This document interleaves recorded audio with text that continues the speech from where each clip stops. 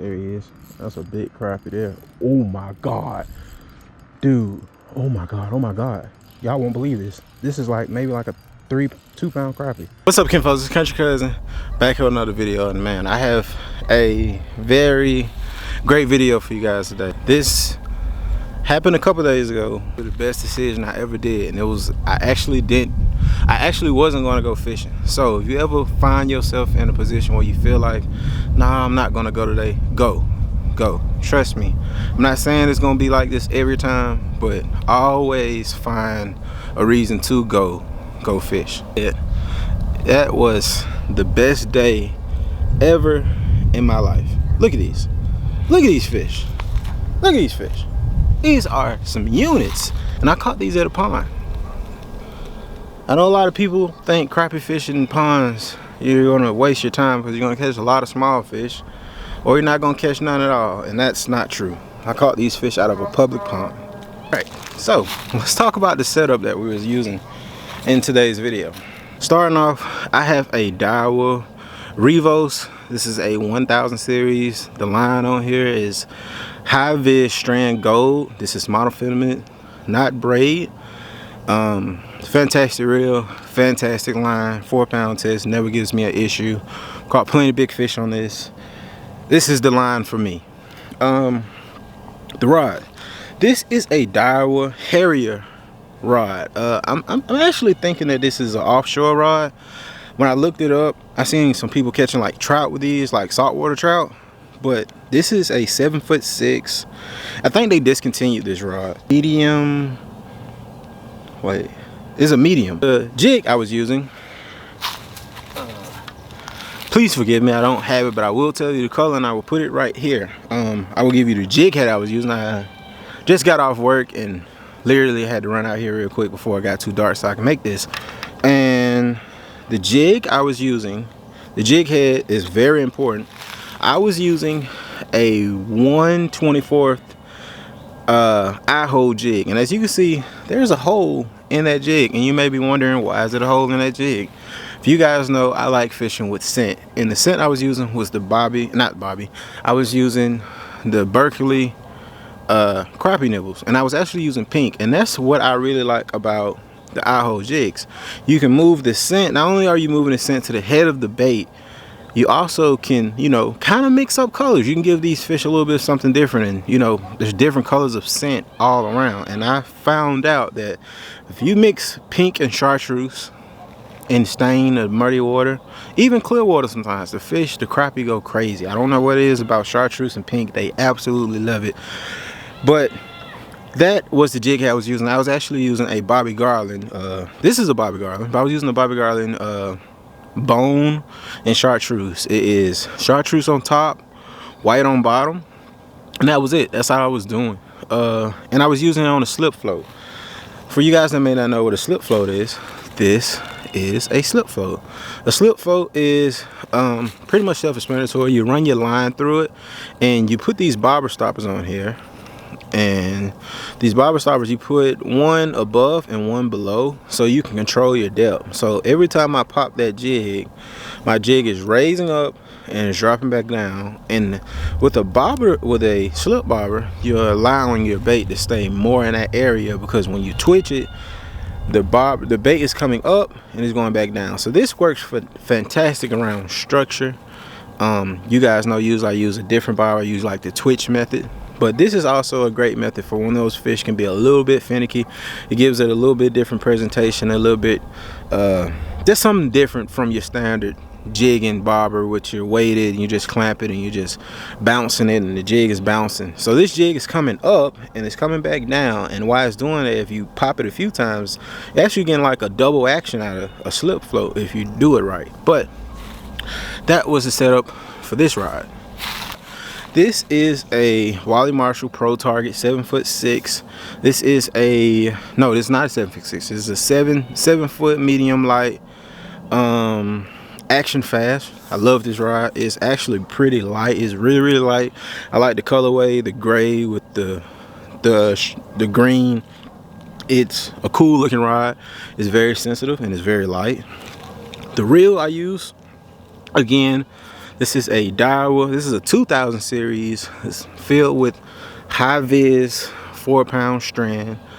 And the only thing different that I was doing, I had a minnow on. Gill weights, you know, little peg weights you can put on. I put a few on the bottom of the court to help the bobber stand up. And I was using the numbers. Okay, geese. So, yeah, so same setup for the minnow. The only difference is we was using a number 6 Gamakatsu hook. I believe it was number 6. And we was using shiners. Fishing about a foot, maybe a foot and a half deep. And hey, those fish were fired up on the jig and the minnow that day. So that's the setup. What's up, Ken folks? Back here with another video. We are back to one of my little honey hole ponds. Haven't been out here for a while. And today we actually caught a few off camera. Caught the first one right here off the eye hole jig. Actually, right now I'm using a this is a Bobby Garland Mayfly. The setup I'm using is real simple. Just a small slip coat. I mean slip bobber, slip float, slip cord. Number 6 Gamakatsu hook. Got a little weight to make sure the bobber stands up. Fishing about a foot and a half deep, right? And I'm just casting it, you know, right in the center, in the middle of this tree. That last one actually came and got it a little shallower. Doesn't work, but it looked like I probably should have brought some more minnows, because they're on the minnows right now. We only got maybe an hour or so of good daylight. There's a bite. And what I can say about these fish, they're really eating the minnow. Grabbing it, taking it down, holding it down. You know, they're not really pecking at it. So when they grab it, they got it. And that's the thing with a slip cord. I'm gonna have to get used to them grabbing it before the bait is actually. Oh, there's one. Ooh, that's a big one. I hope that's not a bass. He's flying like a bass. What's that? Nope, that's a big crappie, I believe. He's flying like a big bass. Let's see. Swimming towards me. What's that? Giant crappie. Good size crappie. There it is. That one hit the smallest minnow. That was just a good crappie there. I think he hit my jig and then went and hit this minnow. Hey. You got it too. Minnows. I'm more of a hook them in the lip, the bottom lip and the top lip, and come through the nose type of guy. There's another one. This is insane, y'all. There's another good one. This is freaking insane. That's another good crappie. That's a big one. I just got to run this other line. This is a huge crappie. They must be actively feeding because they're fighting so hard. That is a huge one. That one there is probably about maybe 1.5 pounds. That's a giant one. Oop, yeah. Look at that. Look at that, y'all. Out here by myself. That's a big. Oh, that one's full of eggs. Full of bait fish. Whatever. That's a good one. That is a good one. You, Jerry, Mr. Gaston, I know you're gonna see this video. You made this video possible. Yes, it is Sunday. I've had these minnows since then, but Jerry called me and was like, hey man, you want some minnows? And I was like, you know, hey, I'll take them. So this video probably would never happen if it weren't for you, Jerry. Mr. Gaston. Shout out to you, man. Big minnow or small one, and I make a cast.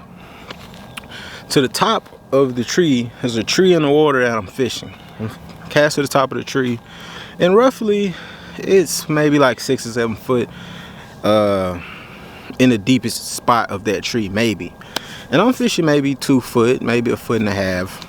and my bobber goes down immediately, but it goes down. Like, usually you'll see your cord kind of like drift to the side, but no, this one goes straight down. So it means that a fish, I'm thinking a fish had to come up, raise up, got the minnow, and go back down and sit to the bottom. So when I set the hook, I had already knew that was a big fish. You kind of need, you know, the fish a lot deeper to catch them.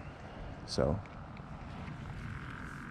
I try to tell people, try to get people into fishing, especially crappie fishing, because one, they taste delicious, and sometimes when you catch one, you're a good chance to run into it. Oh, there he is. He took that immediately. That's a bigger minnow. I'm gonna let him run with it. All right, there he is. That's a big crappie there. Oh my God, dude. Oh my God, oh my God. Y'all won't believe this. This is like maybe like a 2-pound crappie. If that is a crappie. I'm playing real nice and slow here. It's either a big bass or a really big crappie. That's a big crappie. When I set the hook, because I can feel the power of the fish, and I was thinking to myself, oh man, this is just another big bass, because I've caught 4-pound bass at that pond plenty of times with crappie jigs before in that area. So I seen the fish come up, and I was like, wait a minute, that might be a crappie. And then I saw another glimpse that I seen, oh, I think that's a crappie. I'm still not 100% sure.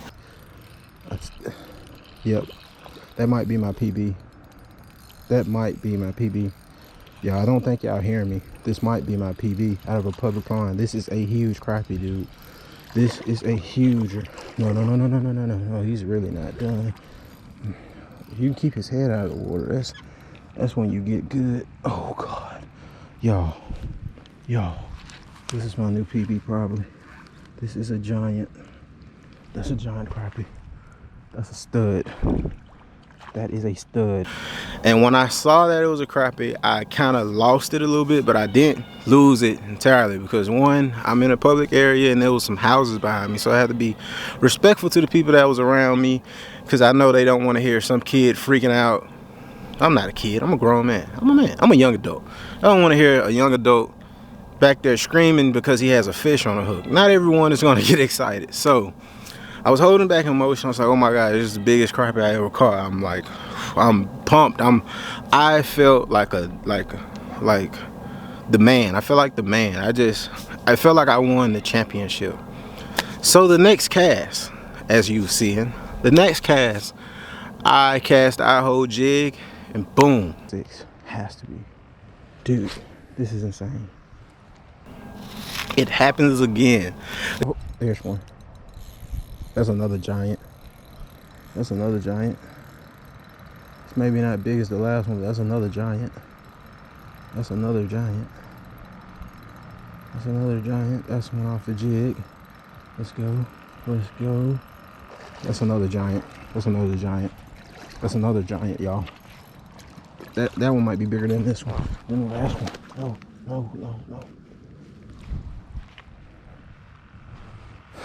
Y'all don't know.